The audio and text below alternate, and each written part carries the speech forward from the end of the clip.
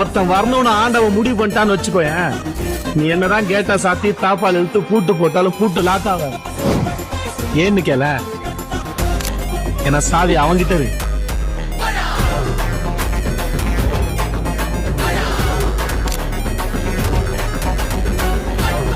மற்ற கட்சி எல்லாம் பார்த்திருப்பீங்க. இந்த கட்சி பார்த்தா அமைச்சர், இந்த கட்சி பார்த்தா முன்னாள் அமைச்சர். இந்த ரெண்டு பெரும் ஜாம்பவானுக்கு நடுவுல இந்த சாதாரண ஏழை குடும்பத்தை சேர்ந்த தென்னரசு போட்டா கட்சி வளர்ப்பானா? நம்ம முதலமைச்சர் ஆக முடியுமா? அப்படியெல்லாம் மற்ற தலைவராக தான் யோசிச்சிருப்பாங்க. ஆனா